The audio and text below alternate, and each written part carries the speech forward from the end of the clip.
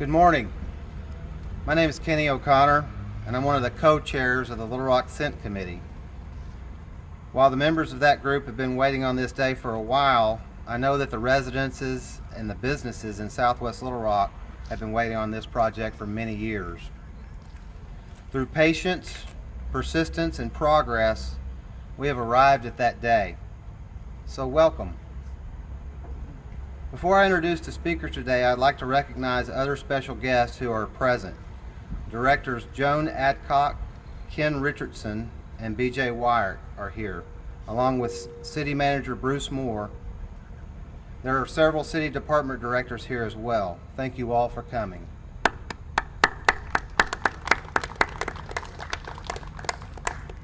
This project is not just about a railroad overpass. From 65th Street to Hutzel Road, Geyer Springs will be improved to a 4-lane street with turn lanes at intersections and sidewalk along both sides of the street. A future project will continue the widening and sidewalks down to 56th Street. This project is located in Ward 2. City Director Ken Richardson represents that ward and has been a longtime supporter of this project. I'd now like to invite him to the podium to make some remarks.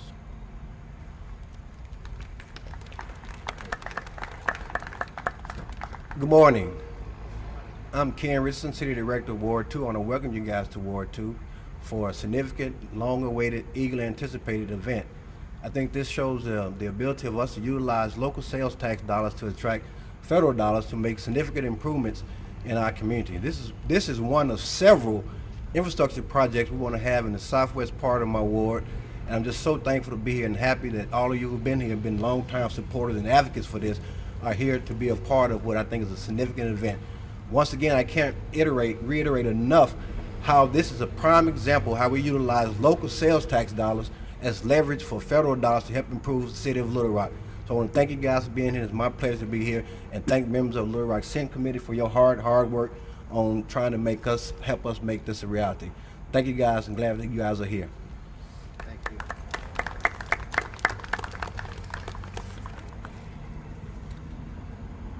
The initial feasibility study for this project was in August of 2000, but due to lack of funding, it was not until the Little Rock Scent was approved by the voters in September 2013 that the project was possible. The construction contractors are Mobley Contractors. The design engineer is Mel Berger Brawley Engineering of Little Rock, a subsidiary of Infrastructure Solutions Group. The project is administered by Civil Engineering Division of Little Rock Public Works Department. While the project is located in Ward 2, Geyer Springs Road is an important road for Ward 7. City Director B.J. Wyatt has been a long advocate for this project. Now Director Wyatt will come to the podium and share her thoughts.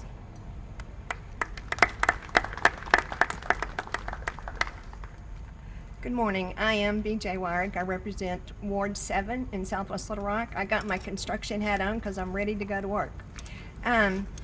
With each one of these projects that we do, there's a story and a narrative.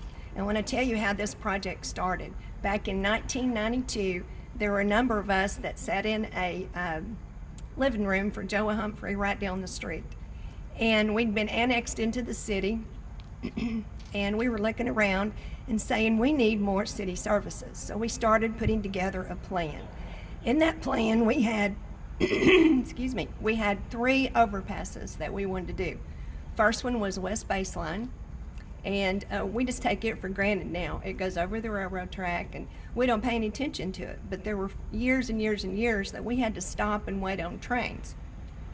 The second one was the South Loop, and it was the same situation. I live on Alexander Road, and where I live, the second house is there now. The first house burned to the ground. I was separated from firefighters on the other side of the railroad track. Now, would they have saved the house? I don't know. But they definitely did not have access to get to my house to try to put the fire out. My husband's been in Southwest Little Rock for a long time. He tells the story of a person that was trying to get to the hospital, and the track was stopped, or the train was stopped on the tracks, and they passed the person in between the rail cars. I don't know if that's a fantasy or not, but some people are shaking their heads that that really happened. So we have been isolated from city services for a long time. At one time, there were 70 trains a day that came through our community that blocked us from being able to get to city services. So this has been on the books for a long time. I'm glad that we are partners with the state to make this happen. I'm also thankful that Ken Richardson in Ward 2 put this on his infrastructure plan to continue the progress in Southwest Little Rock and add this to our infrastructure. It's a great day, and I'm happy to see everybody that's here.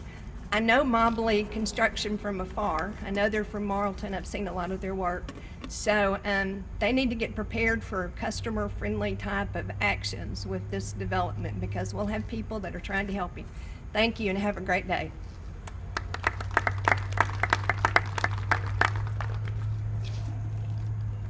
The overall project budget is $10 million. The project is funding in part with an 80% grant from the Federal Highway Administration, as administered by the Arkansas Department of Transportation. Here today with the Department of Transportation is Mark Headley. Where's Mark? There he is. How many people here have been stopped by a train at this intersection? Almost everybody. The railroads were important to Little Rock's development and will continue to be a vital partner in the city's commerce. But being stopped by a train can be frustrating, or if it's an emergency vehicle, it can have negative consequences, as Director Wyrick has touched on. Now to talk about the importance of this project from a neighborhood perspective is Troy Laha. Troy actually serves on the Little Rock Senate Committee with me, but he is speaking today as a longtime resident and business owner in this area. As one of the founders of Southwest United for Progress in the 90s, Troy has been an active in the effort to get this project underway. Troy?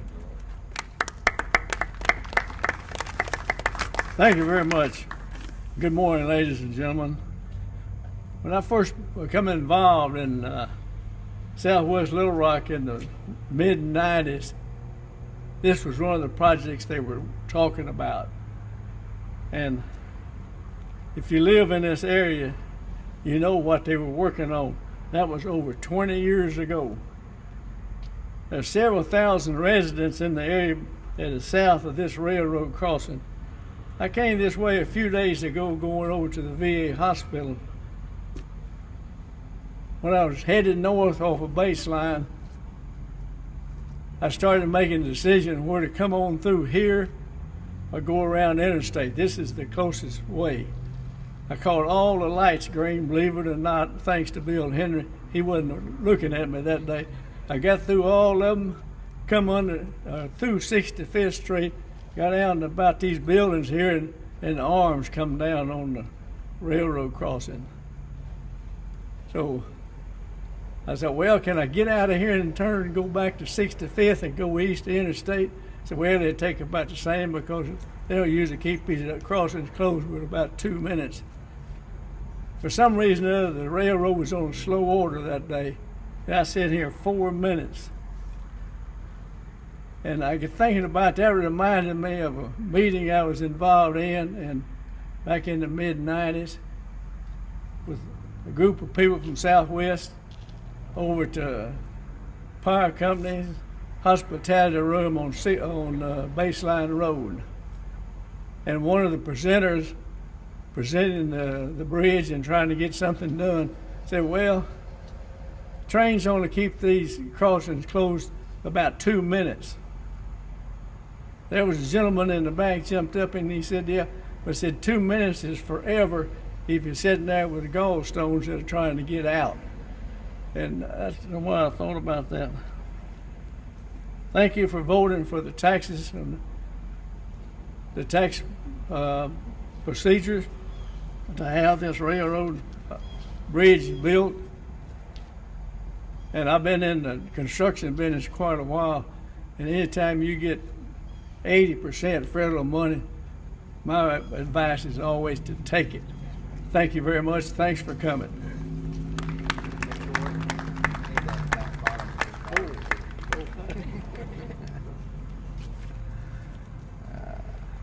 Now the moment we have long anticipated. Time to break ground.